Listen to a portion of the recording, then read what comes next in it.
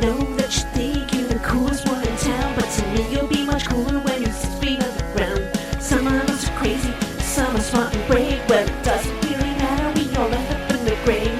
All my favorite people are dead. All my favorite people are dead. I say all my favorite people are dead. All my favorite people are dead. All my favorite people are dead. All my favorite people are dead. Well, hello there, breathers. And welcome back to another fabulous episode of All My Favorite People Are Dead. Dead. They are. Dead. Absolutely. 100%. Dead. Because dead is permanent. And dead people really are my favorite. They are, because dead men tell no tales. Indeed. And life is temporary. Death is permanent. Sure. Yep. What a depressing thought. But that's how it goes, folks. It is what it is. So you got to make the best of the time you got. Indeed. Actually, I was just today. I was checking out an exhibit opening, and one of the guys who was involved in it, he was like, "There she is with the podcast with the best name ever." I was like, "Oh." He's like, "All my favorite people are dead." I was like, "Have you listened?" He's like, "No," but I love the title. I was like, "God damn it." You know, it's funny you should say that. Unfortunately, I was at a funeral this week. Oh, yeah. And I'm at the, I guess it's a church. It was a church. Mm-hmm. And I'm at the church, and you know, right before services began, and said, "No, what are you doing?" I said, "I'm, believe it or not, I'm a podcaster now." And they said to me, "What's the name of your podcast?" And in the middle of the church, right before a funeral, I said, "All my favorite people are dead." And I made sure not to say it loud, but it was a very awkward, Sure. Slightly awkward to say something like that. Yeah, I get that. At that time. But it needed to get said. It did. So there. So what'd they think? Wow. Well, I think if I hadn't said it at a church right before a funeral, it would have been a little different, because people usually snicker. Yeah. "Oh, that's funny. I can remember that." But when you say it at a... Not the best timing, but wasn't going to change the title. What are you going to do? Nothing. But they'll remember it, I can tell you that. They certainly will. So, who do we want to dish today? Well, today we have a special request, actually. Yeah, from Jen Wolf. Hi, Jen. Hope you're well. Hi, Jen. She's actually Rich's daughter. Oh, okay. Yeah. Okay. Yep. So she texted me out of the blue the other day. She's reading a book about Isabella Stewart Gardner. Okay. A.K.A. the Lioness of Boston. Ooh. Yeah. Jen reached out to me because she's reading this book. The book is apparently a fiction book, but it really does help to paint the picture of this wild and crazy, fascinating character. Excellent. She basically broke all the rules that applied to 19th century women. And she was a real firecracker. So, do you have other friends named Jen? Like I have multiple friends quite a few named Jens, yeah. Dave. Like I have, Right, you said two Daves. A couple of Daves. I actually have 4 Daves. But right. Only 2 asked, we'll talk about the podcast. So so maybe they'll be so this will be like Lioness Jen. And then Lioness if another Jen, okay. Jen wants something, she might be like Murder Jen. Exactly. Yeah. Well, okay. So, but this Lioness, this is Lioness Jen. All right. So she actually sent me some parts from the book. She's like, "You're the historian. Did this stuff really happen?" And I was like, "Oh, that's interesting." And I was looking it up, and I was like, "Yes, it did." Wow. Because truth is stranger than fiction. Right. Exactly. You can't make this stuff up. You really can't. I mean, I can. I'm not that creative. So, this woman happened to have a lot of money and good taste. Mm-hmm. And she wanted to share this stuff with everyone. A nice lady. Yeah, exactly. Okay, I like nice people. I like her. You're going to like her, I'm going to like her? Okay. Yeah, you're going to like her. Okay. All right. So, we're going to talk all about Isabella Stewart Gardner. Now, she was born Isabella Stewart on April 14th, 1840. So, she's an Aries. So we love her already, right? So she was born in New York City. So, right, so you guys have a connection. You have two connections right there. Yeah. She was born into a very wealthy. That's where it ends. Yeah, that's where it ends. She's not from the hood like I am. No. Okay. Okay, that's where the similarities go. That's where it ends. Yeah. She was a very old, very wealthy family. She could actually trace her heritage back to the Stewart family, the royal Stewart family of England and Ireland. I could trace my family all the way back to Ellis Island. There you go. There you go. Yeah. So that's some similarities there. Okie dokie. Her father, David Stewart, was an industrial man. He had made wealth both in trading, in fine linens, and in mining as well. when she was 9 years old, the gold rush was underway, right? And so her father went out west to check it out, and he brought back 5 gold coins as a gift. 5 golden coins. Yeah. You're going to distract me, I know. Sorry. Me? You? Really? Oh, yeah. So she would hold on to these coins for the rest of her life, and you could say that's where her collecting begins. Now, she was a very strong-willed girl, right? Also a connection to you. Oh, thank you. She spent many summers at her grandmother's house in Long Island and said that when she was little, she tried running away to attend a circus, but was dragged home kicking and screaming by her grandmother's very large butler. And Why would you want to run away from that? From Rich well, butlers. I guess she really wanted to be a part of the circus. Okay. Yeah, that sounds much, funner than hanging out with rich people with really big butlers and stuff. She got over it. Mm. Historian Donna Lucy said that once she decided to walk home from the very fashionable Grace Church without her shoes. She was only wearing her stockings. No! I know. In her stockings? And she was spanked by her mother because of this action, Oh, my which was goodness. considered an unpardonable breach of decorum for the time Going period. home without your shoes? Yeah. But Isabella didn't give a shit. Okay. In Manhattan, it was she was sent to girls' schools where young ladies learn things like art, music, French, all the things you need to get a husband, right? Right. Yeah. Needlepoint. Yes, exactly. Right. Later in life, someone asked her if she studied hard at school, to which she replied, well, if it was against the rules, I did. Oh! She went to party school like me! Yeah. She also asked which subject did she excel at, and she said, quote, I could run faster than anyone else. Oh. Which I don't know if it's very it's beneficial during a zombie apocalypse. To be a fast runner? Right. My neighborhood, that was a skill you needed. In your neighborhood, too. Right, yeah. But for a young lady in the 19th century, not really expected to, But fun. run a She marathon. liked to run. She did. She liked sports, actually, in general. Mm-hmm. As was common in her time, she was sent off to a finishing school in Paris when she was 16. Yes, exactly. Which I imagine had little effect on her because she clearly didn't like following rules or being told how to be dainty and ladylike. That was not what she was interested in. Well, and they sent her anyway. They sent her. Well, actually, her parents ended up going with her because they're like, there ain't no way this girl's going to stay in that school. We better go and chaperone her. Oh, wow. They were smart. However, while traveling in Europe with her parents as a teenager, she found a beautiful house museum filled with incredible artwork. Okay. And this was supposedly the moment when she decided that she wanted to have one just like it someday. Good for her. A home filled with fabulous art. Good for her. Now, the one that... It's easy for you to say. While in school in Paris, she befriended a fellow student named Julia Gardner. Now, she hailed from the very prominent Gardner family in Boston. Mm-hmm. When Isabella came back home from France, she stayed with her friend's family in Boston, where she then met the love of her life, Julia's big brother, John Gardner Jr. Oh, she married her bestie's brother? Yeah. Oh, that's cute. And everybody called him Jack. That's very sweet. The two fell in love instantly. Apparently it was mutual love and respect from the beginning. Good story so far. Yeah, right? Jack had studied at Harvard but never finished, and he just ended up working with his father, who was in the merchant business, sailing and merchant sailing. Apparently, the two of them were so eager to get married, they got married just shy of her 20th birthday in 1860. Okay. Now, as a wedding present, Isabella's mother gave her a copy of the book, A Lady's Guide to Perfect Gentility. Oh, yeah, that's useful. Which I'm sure she used to wipe her ass. Yeah. Yeah. I wouldn't read that shit either, bitch. No, not useful. Now, our listener, Jen, asked if Isabella really had been kicked out of this, quote, sewing circle and shunned from Boston society for her behavior later on, which is a good question. I think it really begins with her stealing Jack away from Boston society. Women in Boston, everyone in Boston society wanted Jack. He was a good looking he was guy. the catch? Yeah, he was the catch, yeah. Well, somebody had to get him. But this New Yorker came in to Boston. Oh, whoa. Yeah. It's not like he was spoken for or anything. No, it wasn't.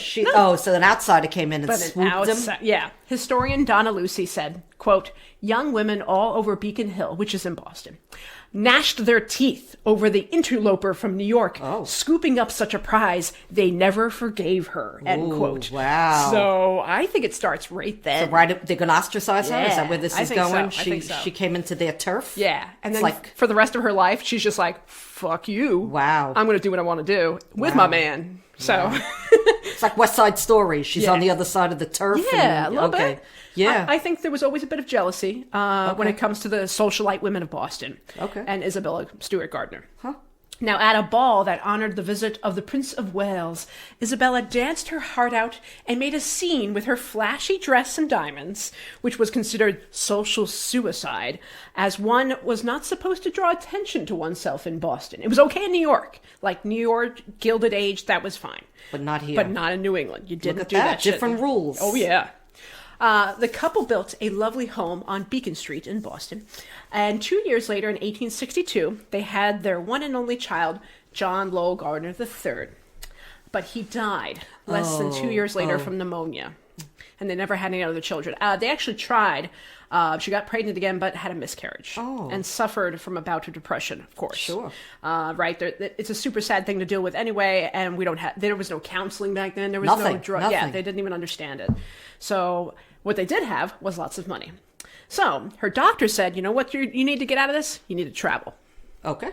So they decided the best way to cure depression was to get on out and see the world. Okay. And I mean, agreed, right? Yeah, I guess. Get the fuck out of the house and go see things to take your mind off the sadness that you left behind. Okay. Right? It doesn't always work. No, but for Isabella, it did.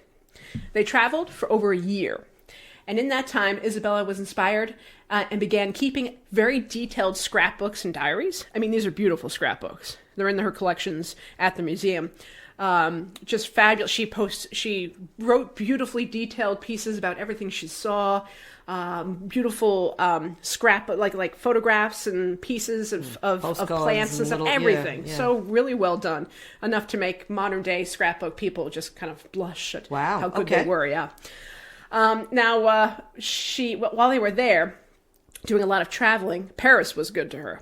She went shopping for the most expensive gowns made by designer Charles Worth of the House of Worth. Sure. I mean, his gowns showed off the figure and the neckline. Yeah. It was a very Paris thing, not a Boston thing. Once again, she's going to get herself in trouble. Second strike. The New Yorker with the Parisian dress coming into Boston society, not going to fly. When she came back from her first trip over there, she was a new woman and very confident in her figure and her attire. And they hated her. One night, she was walking into a party, and a man who was walking out said, quote, "Pray, who undressed you?"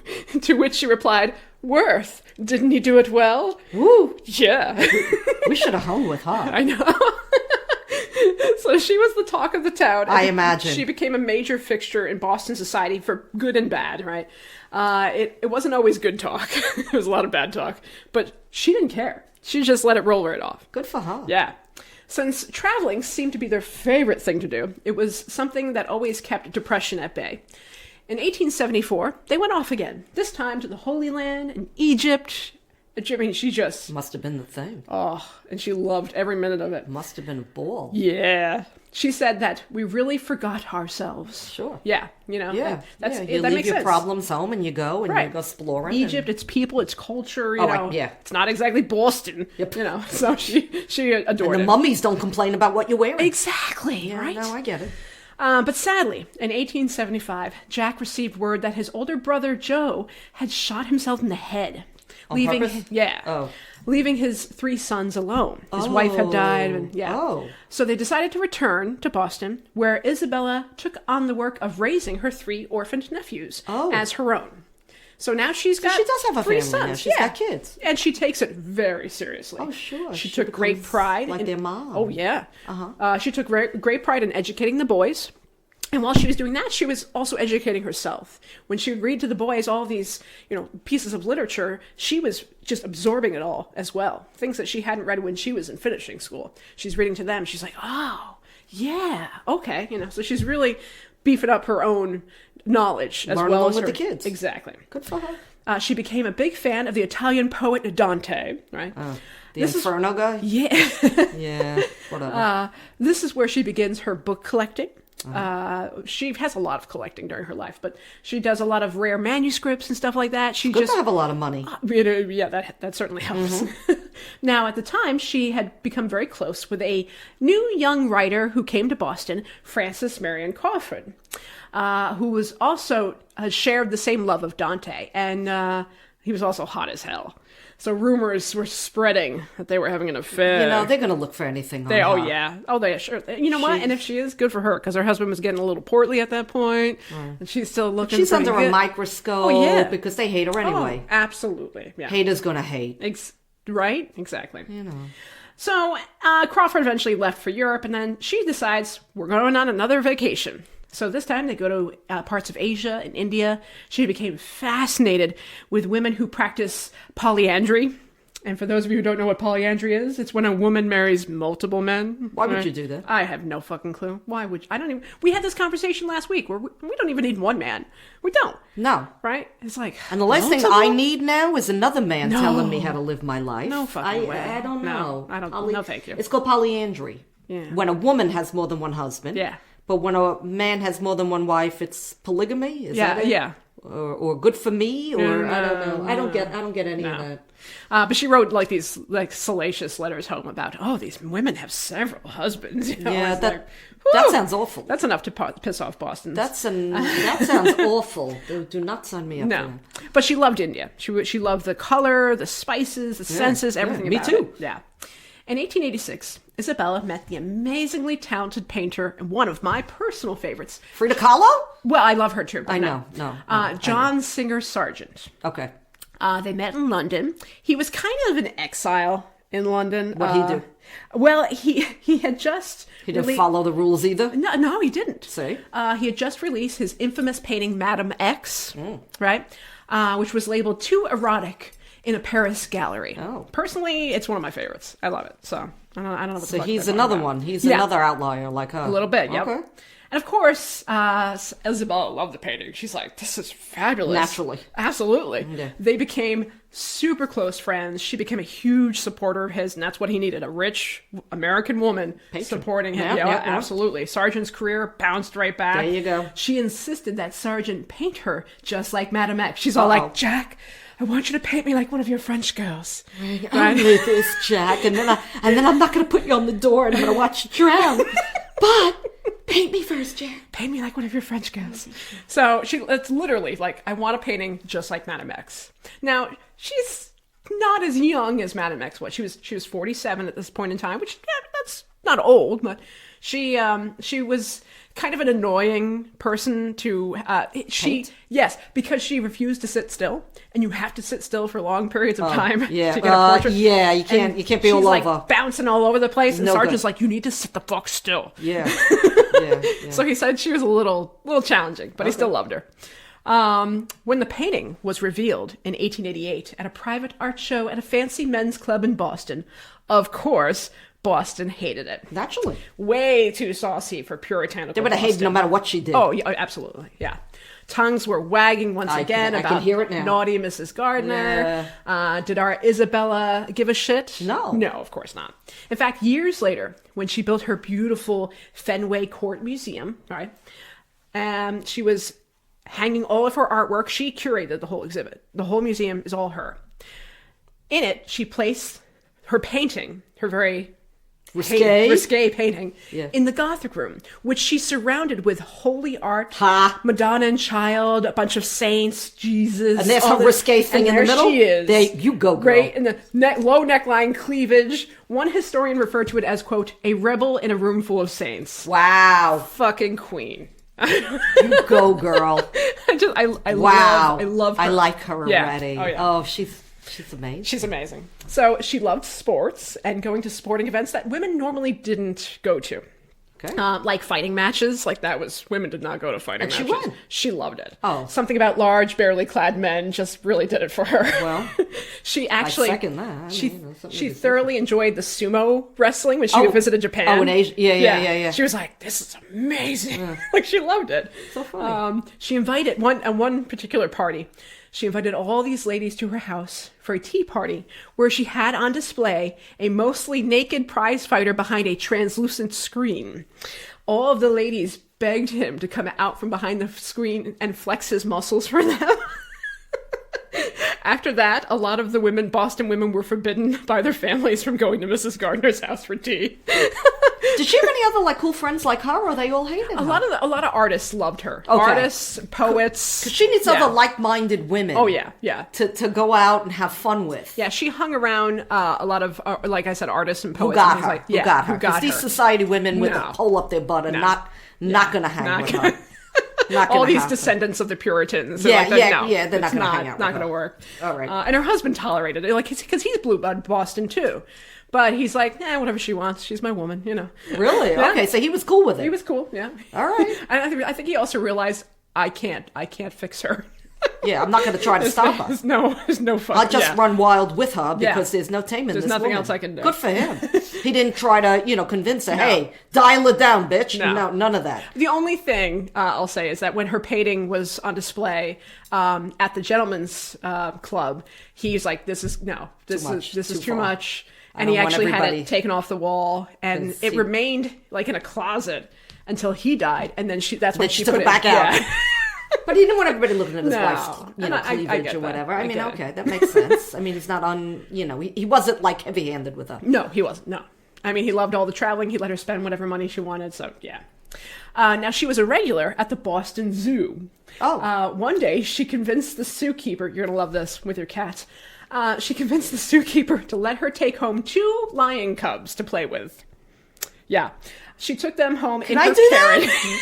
I want a lion cub to play with. Can I take home and 2 of it? You can't just 2. take one That's- because oh, no. they entertain each other. Can never One just cat have by one. himself is. She got to take home 2 lion cubs. She got to take home 2 lion cubs, and she took them home in her carriage, and clearly she favored one over the other, so she tied a red ribbon around its neck, and then And she bought it clothes and she put him in the pram. well, she brought them back to the zoo, but the zookeeper kept the red ribbon around one of them just to kind of show that this lion is now a member of society. That's so funny. So she brought home the cubs to play around the house. Yes, and then later newspapers said that she had actually there are stories that she took a full-grown lion for a walk on a gold leash through the streets of Boston.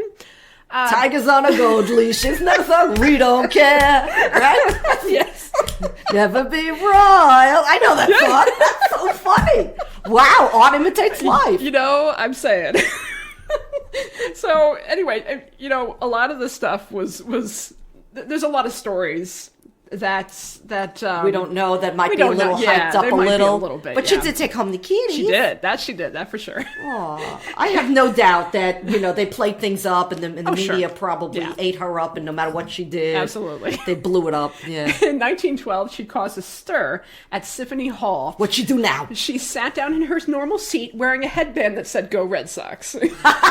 Really? Yes, which is perfectly acceptable now. Yeah. but at the time, it's like what? But she was in Boston. yeah. in Okay, it's not Boston, like yeah. she wore something that said In New York. Yankees. Yeah, Right, yeah, yeah. yeah. Go Red Sox. Yeah. So the papers loved her. I mean, loved her. They must have eaten it up. when Jem is like, can you look up some of this stuff for me? As soon as I put her name in newspapers.com, It blew up? Bam. I Yeah. was like, holy crap. Yeah, I can imagine. I mean, she was Sure. She sold papers. because she turned Yeah. everything on its butt. Absolutely. And everything she did, whether it was true or not, made for great news. Yeah. And she actually said, don't let the truth get in the way of a good story. So she was happy to sell that stuff. Why not? The older she got, the more outlandish her behavior. She may have wanted to just. Some say that she wanted to just shock Boston society, Okay. shock them out of their boring lives. What's wrong with that? But I think she just enjoyed life. Could be a little both. She was going to do maybe, what she yeah. wanted, and if she shocked people in the process, So good what? for her. Yeah. Yeah. You don't like it? Too bad. Too bad. You don't have to like me. Too bad. In 1891, Isabella's father died, and he left her $1.75 million in tax-free money. Oh. She decided that she wanted to spend that money almost entirely on building her art collection. I can't even imagine. I'm Wow. like, holy crap. Wow. Yeah. Good for her. Now, the art and collecting world during the Gilded Age was crazy. Mostly rich American men roaming Europe, emptying it of all of its treasures at whatever cost, right? They didn't care. They're just, give me that, give me that, give me that. She was bidding against major museums and collectors, and she won some fabulous treasures that are now considered priceless. Wow. And she didn't have anyone telling her what to buy, what was popular. Just what she liked. It was just her good taste. And she bought things. She bought Vermeer, Rembrandt, Degas, Monet, Botticelli. Good for her. I mean, she was just ramping She it up. knew. Yeah, She had an eye, and she did. Absolutely. well, it's good when you have good taste and old money. That's Yeah. a powerful combination. Two beautiful combinations. Yeah. She bought over 174 paintings in less than a decade. Some of the most amazing arts of in the world had ever known, including Rembrandt's first self-portrait. Oh. Now, by the turn of the century, she was seriously considering building a museum, just like the one she had seen when she was 16 years old in Europe. Isabella and Jack ran out of room in their home for a We need a bigger house, honey. We need a bigger house. They were discussing finding a new place. Actually, Jack wanted to find a new place. He's like, let's just build a whole new place. Isabella's like, oh, we can just expand the house we've got. Oh, add on a wing. What the heck? Sadly, and very suddenly, Jack died on December 10th, 1898. He was 61 years old. Oh. Isabella mourned her husband's death. She wore entire black veils, like she didn't go out in public. She loved the did guy. that, yeah. It was devastating. Broke her heart. But she decided to put all of her energy into creating this house museum that they both had envisioned. Okay. She went ahead and purchased land like he requested. He wanted something entirely new. So she's like, fuck it, let's do it. She hired architect Willard Sears to help her create her vision for a Venetian-style palace. Oh, how nice. Which would be part museum, part home. She actually was pretty much on site every day they were doing construction work. I want a museum house with kitty cubs and stuff. And... Yeah, absolutely, Wow. 100%. Okay, we're going to do that. Right? Okay. We should do that. Next week. Okay. All right. There's a great photograph of her wearing her black morning dress still, climbing a ladder at the construction site, like giving orders to the workers. No hard hat, just getting in there. Yeah. I'm like, girl, whew. As soon as construction was completed, she began curating every inch of the museum herself, every part of it, filling it with over 300 paintings, over 200 sculptures, furniture, tapestries, treasures, everything. Everything. In 1909, she moved into the 4th floor, which became her residence. She had an opening gala on New Year's Eve in 1903. Boston had never seen anything like this before. That must have been some shindig. Oh, yeah, it was. And nobody did it quite like her. It was not your standard museum. Each room is designed in a different way. There are no labels on the walls, no text next to the art. One has to just be alone with a piece of art and not some curator's interpretation of art printed on the side, right? Okay. She wants you to just look at the art And feel it for what you yourself. feel, yeah. Yes. She also stipulated that nothing was to be moved ever. Everything, every piece of art, every little object was to remain where she left it as long as the museum remained. She planned that the museum would be open each year, 10 days around Easter time, 10 days around November. However, the museum was plagued with security issues right from the beginning. People were walking out with little trinkets and miniatures that they could fit in their pockets. Oh, no. Yeah. As soon as she decided that the museum would just be open for students and they'd have to pay $1 each to get in. Later, long after her death, in 1990, 13 pieces were cut from their frames. Art that's worth well over $600 million. Oh, no. Yeah. It's still an unsolved case, and it's still the highest value museum robbery in history. That's terrible. Yeah. The most valuable piece that was taken was a piece called The Concert by Dutch master Vermeer, who, I think there's maybe 34 pieces that are connected to him. They just cut it out the frame they and walked just- out with it yeah. in their pocket or Yeah. something. And nobody knows where any of these pieces are. Yeah. No cameras, nothing. There were cameras. I believe what happened was that they had gagged the guards that were the nighttime guards that were there and then shut everything down and then... That's terrible. Yeah, just went to town. But that was all way after her death. On Christmas Eve 1919, she suffered her first of several strokes, leaving her partially paralyzed. But this didn't stop her from having her portrait painted again one more time by her friend John Singer Sargent. In 1922, she sat for him a bit less bouncy I imagine. than the first time around.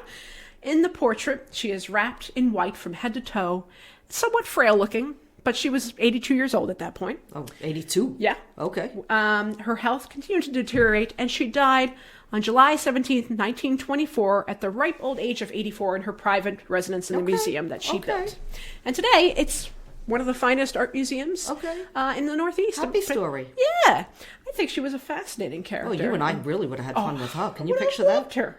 And, after doing all this reading on her, like, now all I want to do is go to a fine arts museum. Like, Yeah. so Yeah. bad. And all I want to do is go to Paris and buy clothes. Oh. Yeah, next week. What I wouldn't give for a Charles Worth dress. Yeah, okay. Could I wear it anywhere today? No. But Why not? We'll wear it, to dinner. Halloween. We'll wear it Halloween. We'll wear it to dinner. I'll wear it when I go to the market to buy milk. Where else would you wear it? It's a lot of work. Wear it to work. I think you need someone to help you get in the thing. Yeah, you do, and you can't go to the bathroom. So. Right. Well, that's a good story. Right? This is a feel-good story. I think so. I Yay. think she was awesome. And thanks for Jen for recommending Suggesting. her. Yeah. Right. I think this was a lot of If fun. anybody else has somebody that they want us to look into further, if you have any ideas, you can reach us. We'll do the research and, or if there's something you want us to double check, because that's how we roll here. Yeah. So, That's it. excellent. Very good. Go team. Oh, hey. What the heck, Yeah. Go team. Nothing bad to say about her. Nothing bad. We like her. Nice life, happy, nice lady. Yeah. All good. All good. Rainbows and teddy bears. Oh, boy. Well, on that note, And there you have it. I hope you enjoyed another Fabulous episode. of All my favorite people are dead. See you, breathers. Bye. When your 6 feet on the ground. Some of us are crazy, some are smart and brave. Well, it doesn't really matter, we all end up in the grave. All my favorite people are dead.